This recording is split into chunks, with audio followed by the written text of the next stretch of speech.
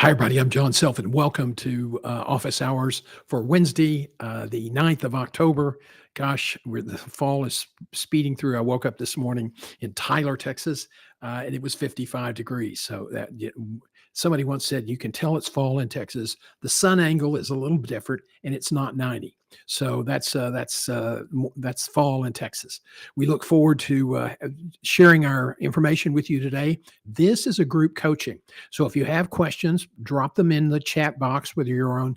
I think LinkedIn allows it to send us chat over. I know YouTube does, and our primary flagship channels is YouTube. We're also on Facebook at johngself.com. So let's get started. And first, a little promotion.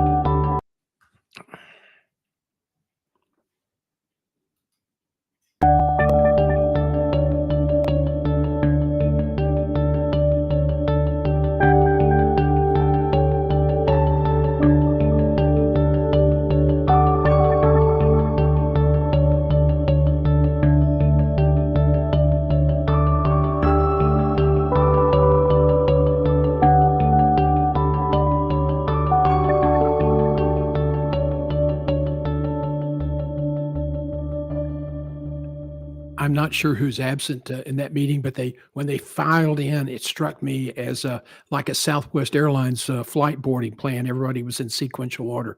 So I'm going to get our vision up here and get everything backed up to where we need to be. We're talking today about chasing your dream job, and the key integral agreement to getting from where you are now to where you want to be is your ability to communicate your value. Your career is all about your accomplishments. It's about achieving things. It's about doing a good job. A job interview is all about communicating that value, what you've done, how you've done it, before and after examples, and with stories that will help you connect with the interviewer.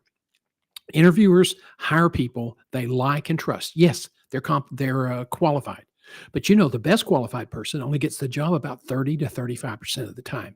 The rest of the time, it's the qualified people who did the best job communicating their value in a meaningful way with the interviewer. Interviewers respond to likability, they respond to trust. And what triggers that is emotion. We're going to talk about all of that today here on Office Hours. We're going to decode the art of the interview. I've interviewed over 9,000 executives in my 27-year executive search career. Before that, earlier in my life, I was involved in business development and I interviewed hospital executives and employees in turnaround situations, trying to dig deep to find out what was really going on in probably an environment where nobody wanted to tell me what was really going on. We were outsiders and they were being very protective. But I've always had an ability to get people to tell me what I needed to know. And that's really important as you are being interviewed. You also are the interviewer. You're trying to elicit information from them to help you do a better job meeting their needs.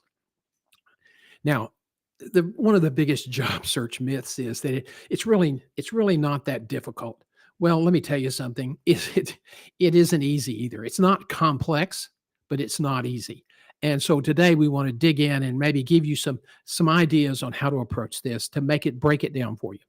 Our agenda, we're going to understand the dynamics of the four levels of job interviews: the resume review, the screening interview, the video interview, and the in-person or final interview. We sometimes call that F2F, face to face. The next thing we're going to really focus in on the agenda is how to prepare for the interview process, research and ask questions at each stage, and rehearse. Anticipating the questions is our third topic. And four, aligning employers' needs with your stories, core and categorical worksheet. And this you will find will be absolutely golden as you prepare for job interviews. If you're one of our members or clients, you can download that information free at johngself.com. Hit the little button on the right-hand side of the homepage, and it'll take you into the course page. Some of this information is free to anybody. Some of it's just available only to our clients. So, what do you know? What you need to know about interviewing? Well, first of all, the biggest complaints, okay, from recruiters. Let's be sure that I'm not screwing up here. There we go. Biggest complaint from recruiters: applicants show up poorly prepared.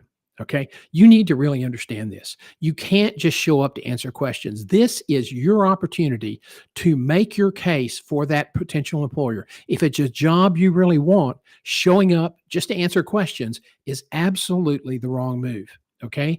You probably will not get selected.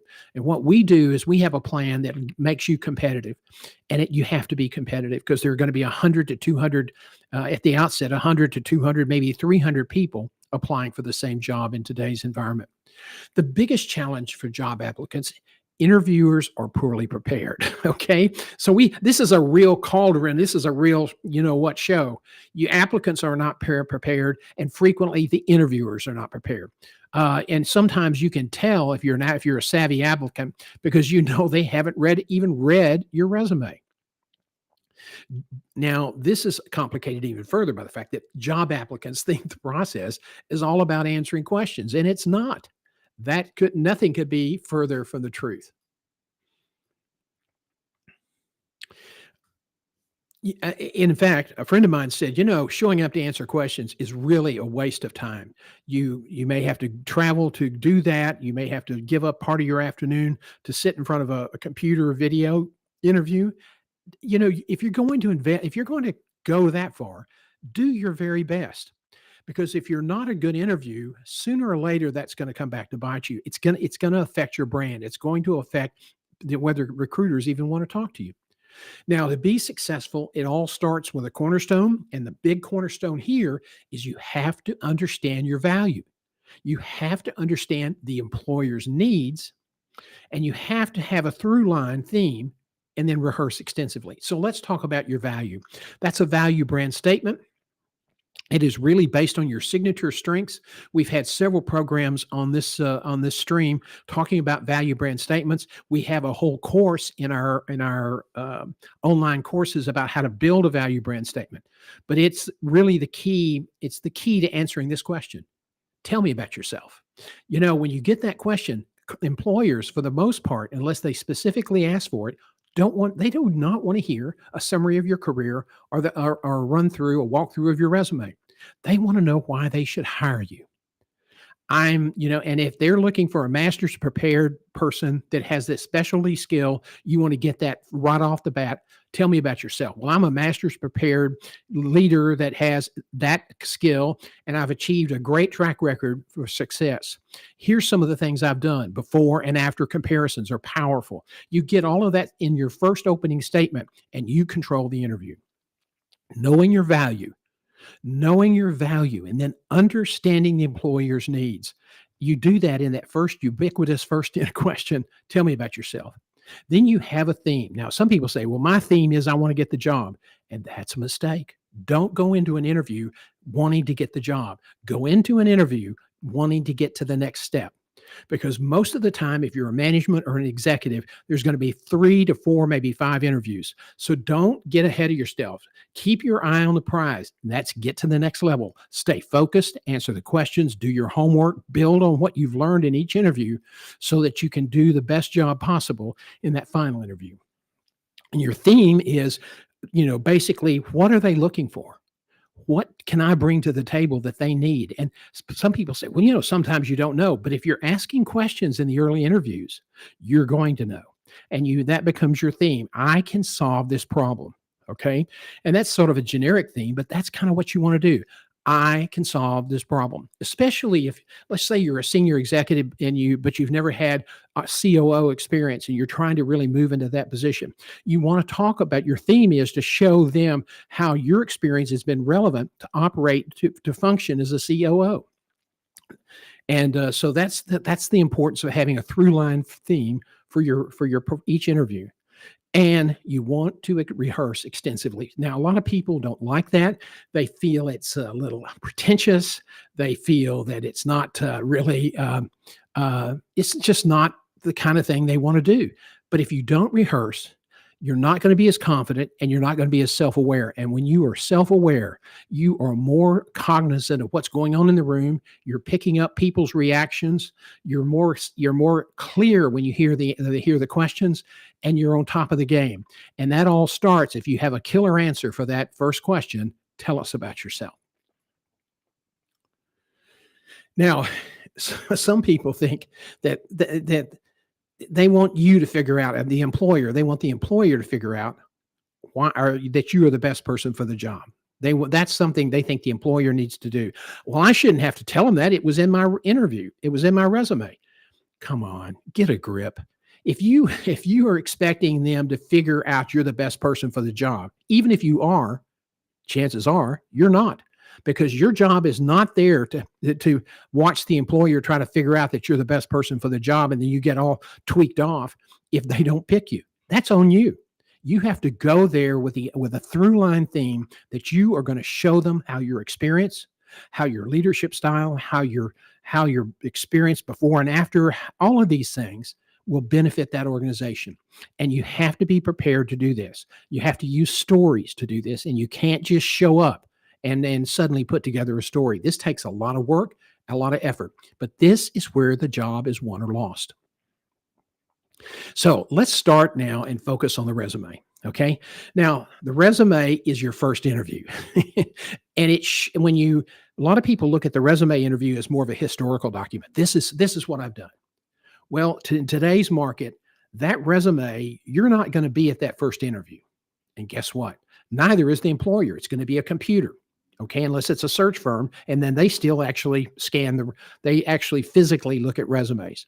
But this is not just your work history. This is a connection of your experience, your value, your ability to solve problems with their needs. And it has to be customized. Why? Because a generic resume may leave out something that they need. And if you don't have it and somebody else emphasizes it, you're going to get left at the sideline. So when you get ready to submit your resume, you look at it and say, okay, this is what they're looking for. These are all the things they've stipulated. This is what I perceive to be the problem. Now, does this resume sell everything that's important about me to that employer? Does this, because that's going to be your interview. What is on that paper, that's going to be what they make the decision on. And if your resume, if they're looking for somebody with union experience, and union management experience and you don't put it on your resume, you're probably going to get eliminated. Now, I had a candidate once said, but I worked in New York. I've been managing union people all my life. And I said, how would I know? Well, you should have called me. I said, with 50 resumes, do you think I'm going to call everyone to clarify their experience? No, I'm not. You have to be responsible for having a resume that completely addresses what they're looking for from years of experience, academic credentials, any professional credentials, any specific type of relevant experience, any specific type of accomplishment. You have to put it in the resume. Otherwise, they're going to assume you don't have it and eliminate you before you even have a chance to talk to them. A telephone interview, and sometimes now it's also kind of doubling as a video screen. This is basically a feeling out of you, and you're feeling out the organization. So somebody calls and says, we've got your resume and we'd like to set up a screening interview, and we want to do it by telephone. Well, as soon as you find out who's going to do it, and you will, they'll tell you, then go to LinkedIn and start researching that recruiter or that person that's doing the interview. If they have a URL link, get a picture. We'll talk about that, why you should do that in just a minute. The other thing you want to do, if they're going to be using video, okay, your equipment and your technique is now critical. When we first had the pandemic, everybody was kind of learning and people had terrible lighting and the cameras came on and they cut their nose off here. People didn't understand. And initially, the recruiter might say, well, Bob, why don't you tilt your camera screen down a little bit so I can see your whole face? Now, if they have to tell you that, given that video is here to stay, given that people are expected to know how to deal with this, that's probably going to work against you. Video is here to stay. And when you get prepared to do a video interview, don't go in there and just turn on the computer and hope everything works out.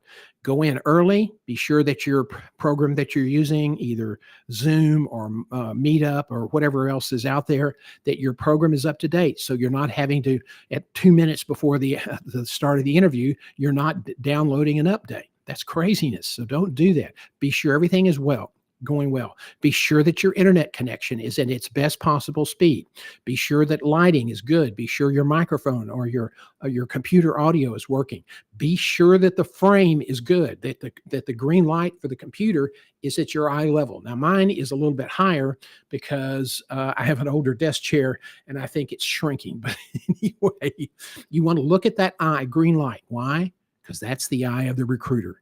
And you really need to focus. And it's hard. I struggle with it too. So I get it. But you put little red arrows up there or something that helps you stay focused on that green light. You want to be sure that you have good lighting, good audio, and that your software is up to date. Now, in person-to-person interview or FTF, face-to-face, your goal is to build trust, likability, and develop an emotional tie. And because they're going to hire you based on your credentials and the fact they like you and they trust you. Somebody said, well, why is that important if I can do the job? Hey, it's like a relationship. I once described executive search as getting married after 4 dates. Okay. And so, that connection is important. A lot of times when they tell you, well, John, we decided to go in a different direction, they just didn't like you. Or you didn't interview well, but they are not. People now have a choice with as many people out there looking for jobs in the executive and management level. If you're staff, if you're hourly, there's plenty of jobs. They're creating 270, 300,000 jobs a month, and you're going to probably be okay. But let me tell you, if you're an executive or a manager, today, there's what we call a white collar recession. There's significant numbers of executives and managers looking for work because the number of their positions has shrunk. And that started in the 2012 with what we call job extension. And it extended through the pandemic where people decided, hey, we don't need as many people. And especially if people aren't going to come back to the office. So that there are a lot of people that are out of work that are looking for jobs. And a lot of those jobs are never coming back. Why? Because on the back end of this problem is going to be AI, which will then eliminate a lot more of the lower level positions. And with less lower level positions, you're not going to need as many VPs and executive directors and managers to supervise computers.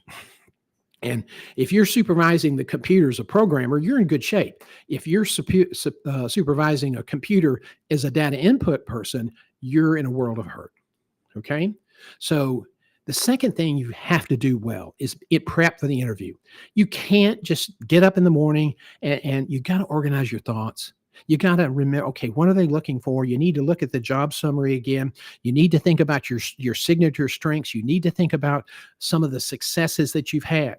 Now, a lot of people make notes, and that's great, but put the notes on your screen, either side of you can't see my hand. That's the green light. That's the clamp. But if you punch it just to the right and to the left, index cards, and tape them there, you can still see the person interviewing you. And now you're not having to look like this at notes. You kind of turn your head just ever so slightly, and it looks like it sort of telegraphs a subconscious message: I'm not interested in you. Don't do that. If you need cue card notes, put them up by the camera so that you can still look at the camera and not look away or look down, because then it's like, what the hell is that person looking for? Okay. In the interview prep, it's all about your homework. Okay. Now go beyond the superficial.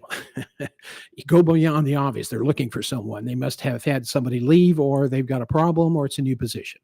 So try to find out as much as you can about the organization. You may have friends in professional associations. You may know people who are sales representatives that call on that organization. Try to get as much as you can.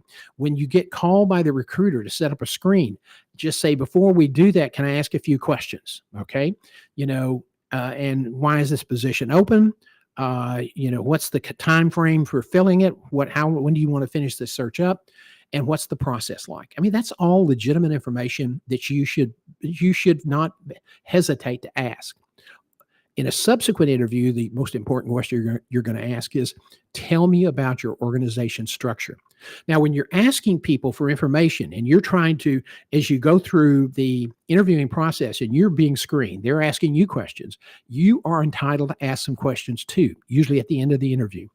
And if you ask about the culture, they may give you kind of a superficial answer. And one way to get more information is to say, oh, that's interesting. Tell me more. Gosh, that's exciting. Tell me more. Wow, that sounds like a big challenge. Tell me more. So that's one way you can get additional information, because that tell me more answer is usually when they're going to kind of be more honest and more open. And again, on the telephone screen, look up the interviewer, know who you're talking to, look for connections. You may have been fraternity brothers, or you may know somebody who knows her or knows him.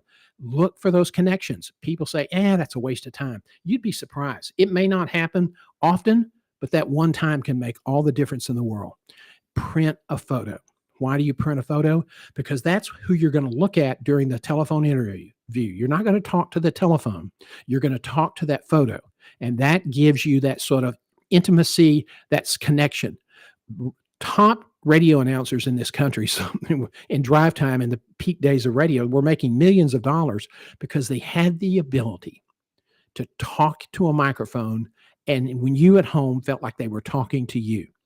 And that's really important on the telephone interview. You have to be focused. You have to be prepared. You have to give short, succinct answers. They've got about 20 to 30 or 40 minutes. If you give long, rambling answers, the interview may go over. And a lot of people said, oh, we talked for an hour. That must be good. Not necessarily. If you didn't have good answers, or you took a long time to give the answer, that may work against you. So be prepared, be focused, talk to the photo, try to build connection. Listen carefully for the questions. Don't answer what you think they want to hear. Answer the question directly. Okay. You want to make that client connection, because that's a base point that you build on in subsequent interviews. Now, questions you want to ask. Don't try to come up with those questions when they say, do you have any questions, John? Till I started doing recruiting a long time ago, I never really asked questions. I said, no, I think you covered everything. Don't ever say that. I did that so many times and got kicked out of searches so many times early in my career. Here's the thing. Have some questions that you would want to ask. I mean, I guarantee you the job summary they give you doesn't answer all your questions. Okay. That's just not going to happen. So have your questions done in advance, have them on index cards. They may answer questions for you during the course of the interview, and just make a note so that you don't ask that question. Okay. but be prepared to ask questions. Oh, great. Thank you. I have several questions I'd like to ask. Now that's interesting. Tell me more. Okay. That's your kind of modus operandi. The third point, you got to learn how to anticipate the questions. So people say, well, how the heck do you do that? I mean, you don't know what these people are going to ask. Well, actually, there's only so many questions they can ask. I think somebody counted up and said, if you were doing a job search and you were covering just the basic stuff, there are about 75 or 80 questions. And a lot of those are kind of old fashioned and they don't get asked anymore. Today, what you're going to get a lot of are behavior and values questions. Tell me about a time when, or talk to me about a conflict you had with your boss. How did you resolve it? Those are things that if you go buy a book on behavior and values interviews, and there's some good ones out there, that gives you some ideas of questions to prepare for. Now, I'm a big believer in top grading, which is what Brad Smart did. They're back for the Gen Zs and some of the millennials. You don't remember GE's heyday under Jack Welch, but they were considered one of the best managed companies in the country. And Welch was struggling because he realized they weren't always hiring the right people. And so he brought in Brad Smart, who was a consultant who specialized in sort of that kind of talent acquisition process. And he developed something called the chronological interview. And it was a long, in-depth interview that ran 2 or 3 hours. They wanted to know about your college or your relationships. What courses did you like? Why did you pick this career? Why are you interested in this job? They really went deep into this person's background. And people said, God, that's just a waste. I mean, I can make a decision on somebody in 30 seconds. Well, the people who say that don't know anything about talent acquisition. They may have been successful in hiring people, but it was just blind luck. Anybody that says, I could pretty much know somebody in 30 seconds, that's their ego talking. It's not their brain. And when I did CEO interviews, I spent 2 to 3 hours with those people. And people say that was just a waste of time. I can do it faster. Well, yeah, but I bet in 27 years, you're not going to match my record. I never had a mishire on a CEO search in 27 years. Never. Why? Because I took the time to get to know the person. And what you have to do is be prepared to be knowable, okay, so they can get to know you and that you're confident what you're sharing with them is consistent with your through line, is consistent with your theme that you're trying to promote. Okay, so let's talk about anticipating the questions. I kind of got off on a rant there. I apologize. The core and categorical worksheet. If you're a client, you can download that, and you can, it's pretty self-explanatory. But basically, the core questions are, sort of the behavior and values. How do you believe? How do you feel? What do you think? All those things. The categorical questions are those about how many days of cash did you have? How many employees did you have? What was your turnover rate? All those numbers that are sort of metric, are those questions that are more metrically driven. Okay, in each job, okay, you're going to be able to break that down, and we're going to talk about that in just a second. But first, what you want to do is you want to start pulling your research together. And you want to try to ID the job challenges. Again, sometimes you can read through the job summary and understand that. If a search firm is handling, when you talk to the recruiter on the front end, you want to understand why the job is available, what happened, and what are the big key challenges here. Okay. And by the way, if they don't want to talk about finance, don't get all the way through the job interview process without asking the compensation. A lot of recruiters don't like talking about it, specifically contingency recruiters that handle more of the management searches, not the executive searches. Don't go to the end of a search process and not know what the salary range is. You are entitled to know that, and you should not waste your time. As competitive as the job market is, you can't afford to waste your time on a job search that you're not going to accept because the compensation's not right. So you want to get as much information as you can. You want to define the categories of the role. Okay, every job has essentially an HR component. That is an executive, you may have a division, you may have multiple departments reporting to you. Those people, that's your HR function. Then you may have a financial management, operationals management, budget, expense budget, your revenue budget. Are you meeting those targets? What do they expect? Then you have marketing. Sometimes the marketing is interdepartmental. Sometimes it is with external consumers. Sometimes it is with internal stakeholders. So but there's some level of marketing and relationships in that concept. Then you have something called a governance. Now, governance, if you're at the senior level, you may be reporting to a board. If you are, that's a you want to kind of break that down. If it may governance may be refer to the fact that you're reporting to a vice president or a senior director or somebody like that. So you want to break the job down. There's usually, for most people, unless you're a CEO, there are going to be about 5 categories. In each category, there's a form. Outline your strengths in each category. HR, finance, marketing, operational management, those kinds of things. What are your strengths? Now, list your weaknesses because you all have them. Don't play the stupid game as I don't like to talk about my weaknesses. You're basically saying I'm emotionally unintelligent when you say that. Everybody has weaknesses. You demonstrate your ability as a leader and a confident leader by your ability to talk about your weaknesses and how you have overcome them or how you manage them. Okay. You also want to list your successes. So you have strengths, weaknesses, and successes for each category. Okay. In each interview opportunity, whether it's the first telephone interview, it's a video interview, it's a follow up interview, ask the questions to get at what that job is really about. Are there, turnover issues? Why? Are there financially operational issues? Why? Is it a revenue issue? Why? You got to know this stuff because that will make you a more informed interview at the final point when the decision's going to be made. Okay. You can't just go in there, have a good performance in the past. You've got to connect the dots for the employer. You've got to say, I've done this, and this really seems like it applies to what you're trying to accomplish here. And let me tell you, I've been very successful dealing with these kinds of problems or these kinds of challenges. At every stage of the interview, record the questions you were asked. Even if you have to, have your telephone, if you're doing a video interview, have your telephone recorded if you can't make notes. And sometimes making notes is a distraction. So just put your telephone and record, and you're going to hear them ask the questions and you're going to hear your responses. So make notes of all the questions that you're asked at every level of the process. That will help you be prepared when you get down to the more important interviews toward the end, the ones where the choices are really important.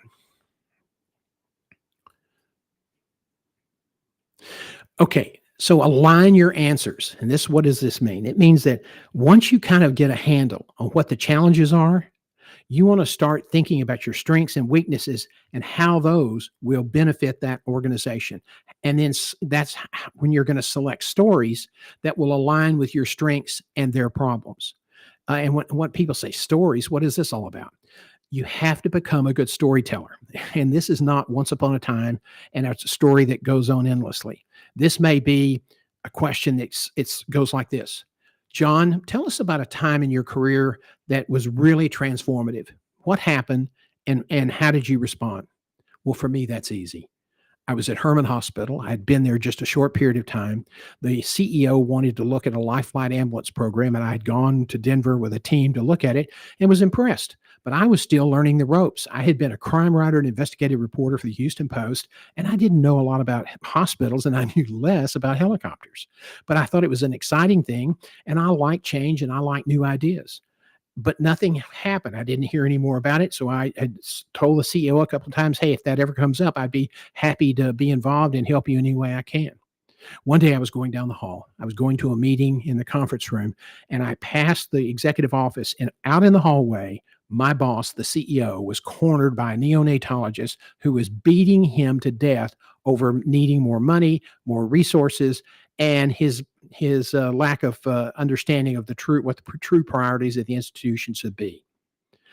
As I got closer, I heard this very loud outburst with some expletives deleted and some language that I didn't always hear in the newsroom or the police press room. It was pretty raunchy.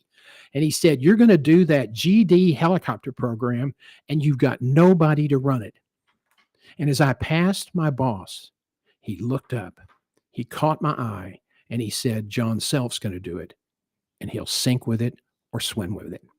Now, my first response is if I'd had a paper bag, I'd have gone around the corner when nobody could see me and start blowing into it furiously. But that 12 seconds literally changed the trajectory of my career. It changed my whole life. And that is something that I will always remember. And I'm so grateful for, because within a year, our program at Herman was very successful. And I was now the national marketing manager for the aircraft company and set up the next 14 programs nationally. 13 of them are still operating today. Okay. So that's a story that people will remember. So you wrap facts around a story, a narrative, and that will make it memorable. Now, you can't just show up and kind of pull that out of your computer brain and on the spot and have a real tight story. So you generally have one or two stories for each of your strengths, and you learn those stories, you perfect those stories, you rehearse those stories, and then you can use them. And there's a certain performative art in telling the stories.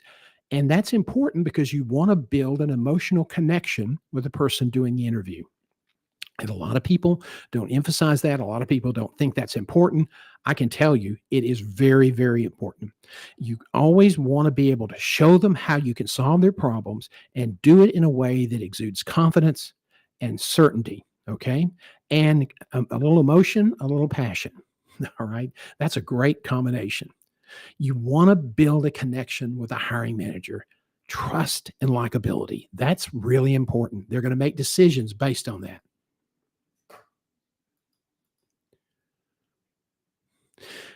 As I said earlier, the ubiquitous first question is tell me about yourself. Now, unless you are specifically asked, do not review your resume, do not summarize your career or brag about great companies where you used to work. Summarize who you are and why the company should hire you. And you don't necessarily here's why you should hire me. You tell them I'm an executive with 15 years experience, that I worked in very complex environments. I'm someone who is driven by a core values of this, and this. I'm a master's prepared. I'm a fellow in the American College of this, that, or the other. I've run departments in which issues that you're asking about, I have done. And I'm someone that you can trust to get the job done. In 27 years, you know how many times I had a candidate for CEO lean forward and say, John, your client can trust me to get this job done. Zero. Never happened. Hundreds of interviews, never happened. So one of the things you don't necessarily want to say, I'm the smartest guy in the world, but what you do want to do is convey that you are confident, that you are poised, that you are self-aware, that you've had the experience, and that you're communicating. You are connecting the dots for them. You're not waiting for them to figure it out themselves. That's a big, big mistake, and it's one that's made all the time. Now, rehearsal is critical, and it helps you be self-aware, and you want to rehearse, and rehearse. As I said earlier, there's a certain element of performative art to interviewing, and that you change the pace of your voice. You emphasize, you get a little softer, you get a little bit larger. One of the stories I like to use, Billy Graham was a famous Southern evangelist, a Southern Baptist, who used to have these evangelistic crusades all over America. And he would rent these big, huge mammoth coliseums, 20, 30,000 people would show up 4 or 5 nights in a row, and he would deliver just a big, emotional, passionate sermon. But you could always tell when he was getting to the end, because at the end in the Protestant Southern Baptist tradition, they had what is called altar call, which means if you want to dedicate your life and live a better life and follow the teachings of Jesus Christ or whoever they were promoting, and I'm not dissing any particular faith, come to the altar tonight and make that commitment. And suddenly the choir would start singing Just As I Am. And the emotional triggers were going off everywhere in the Coliseum. And you could see people coming from way up in the top. And it might take them 10 or 15 minutes to get down there. He says, come down. People will wait for you. This is important.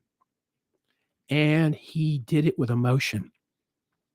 He had appealed to them. He had established that he understood them. He established that he respected them. And now he was triggering their decision using emotion. Well, this is a little bit more sophisticated, but it is still the same principle. And let me tell you something, you don't want to just show up without rehearsing. When you rehearse, you're more confident and you're more self aware. And when you're self aware, you pick up things in the room. You're seeing how people respond to you. You're adjusting how you respond to them based on that perception. Now, I want to cover a few pro tips before we wrap up here today. TV is here to stay. So let's first talk about the telephone meeting. First of all, dress the part. And don't be doing stupid stuff while you talk to people on the telephone, because they can't see you, but you're going to sound stupid. Okay. And trust me, I've seen that happen more often than not. It's really important to understand production values in TV. A lot of people say this is not about that. I mean, that's just kind of silly. I don't want to have to worry about it. I'm an important executive and this is about leadership. No, this is about communicating. And if you're backlit like this gentleman on the left is, and you happen to be an African American, you are more susceptible to problems with lighting than other people are. So you have to pay attention. This is no racial issue. It's just a phenomenon. You have to be sure you're lit correctly. And that can be done, by investing in the right lights. If you're 40 years old, you're going to be interviewing 15, 20 more times. And if you're an executive and you're going to be dealing with people in multiple sites, you're going to be using video more and more. So invest in a really good light that you can take with you. And don't try to use a lamp or a sun lamp or something like that, because it's not going to work. Halo lights are probably the best. And I'll show you one in just a minute. You want to be sure you're framed appropriately. Now, the star on the gentleman on the right, he's using his laptop on his desktop, and he's tilted it back so that it captures his face. But it distorts his face. Now, I covered his face up because he's a nationally known individual, a great leader, a really smart man, and a real leader in his profession. So I didn't want to subject to him to any unfair criticism. But that's what he did, and a lot of people do that all the time. You even see that when they're doing live feeds on the talk show programs on MSNBC or other places that bring people in for guest appearances. You want to be framed. I did an interview, and every time I brought this guy up line to talk to him for a coaching session, this is what I saw. Now, this is not the same gentleman. This is a good-natured friend who did this and let me use his picture. But you want to be sure that's framed so that the recruiter doesn't have to tell you, would you lower your camera? You're basically saying, I'm not paying attention. I don't know what I'm doing with video. You have to learn. This is going to be a part of finding a job going forward.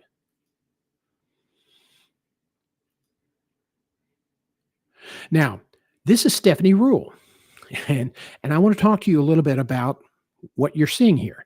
First of all, on the right-hand side, you see a round light, and that's called a halo light. And that's a pretty good one. That's about $175 to $200. But if you're 35 or 40 years old, you're going to use it for 25 years. That's not an expensive light. So get a good light. If you're going to be somebody who's going to travel, get one that you can pack in a bag that won't be too cumbersome. Also, see that's a piano bench, and look at what's on the piano bench. You have a couple of cardboard boxes, look like banker boxes, and then you have what looks to be coffee table books. I finally found a useful purpose for coffee table books. Why did she do all that? Because look at where her computer is. It's eye level. And that makes it a lot better. You're not looking up at somebody's neck. We're not looking at the ceiling fan. We're not looking at the water spots in the ceiling. I can't tell you how many times I've had to do that. And it just is, it's distracting. And as competitive as the job market is, as many people that are going out for these gigs that there are, you have to be the best. You absolutely have to be better than everybody else. This is a zero-sum game. This is not some polite gentlemanly competition. If you don't go for the win, okay, then you will lose. Okay, you have to come to grips with that. And people didn't like to think of a job deal as a zero-sum game, but it is. It's always been that way. But now with all the competition, it's really, really apparent. So you want to be sure your framing's good, your lighting is good, your audio is good. Check all that before the interview starts. Look at that camera, be focused, and that will pay off because it's the good atmospherics reinforce your professionalism.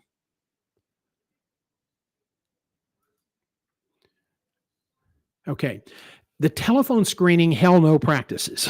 Okay. No bathrobe or hair rollers, gym shorts, raggedy t-shirts, etc. If that's what you're wearing, you know what? It's a funny thing, but your voice kind of sounds like you're not ready for prime time. Okay. Don't be sitting in a lounge chair. You can sit in a straight back chair. You can stand if you prefer. Having a mirror, if you're it's possible to have a mirror nearby. Are you smiling? Are you smiling while you're talking to that person, looking at their photo as you communicate with them? Okay. This is all about connection. It's all about building connection with that person. It's hard to do on a telephone. The photo scheme is about as good chance as it's about the best way to do it.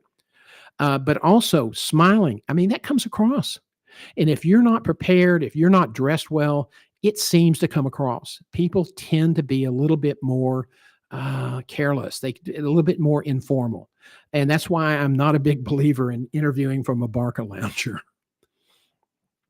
Now, as we wrap up today, I want to encourage you tomorrow to join us tomorrow night for on TikTok for your career questions. TikTok live at 7 p.m. Thursday on TikTok, and it's about a 30 or 40-minute deal. We hadn't done this in a while. We were usually getting between 2,000 and 3,000 people that would come in and ask questions, or a lot of them are hit and run. This sounds like work. I don't want to listen to this. And then at 11 a.m. on Friday, Career Live, and it is something that we've kind of refurbished. Career Live used to be kind of a summary of the programs we've done for the week. What now we do on Friday at 11 a.m. is we answer your questions. So if you're not a TikTok person, you can do it at 11 a.m. on Friday. You can send your questions to john@johngself.com if you want to ask them in advance. If you want to ask them at the time, you can simply put them in the chat box, and we'll be happy to get that. And while I'm talking about that, let me go over. Yes, no chats today. A lot of our people that see this see it on the replay on YouTube. So we hope that this has been helpful information today. We look forward to seeing you. Let's see, tomorrow I'm out of town, so I'm not going to be around tomorrow. But if you need me, you can reach out to my cell phone. If anything develops in one of your searches. And please know that I thank you. I appreciate you watching. I appreciate your attention. I appreciate your input on how we can do a better job for you. Thanks, everybody. Have a great evening, and I'll see you Friday for Career Live. And if you're an adventuresome soul, I'll see you tomorrow night on TikTok.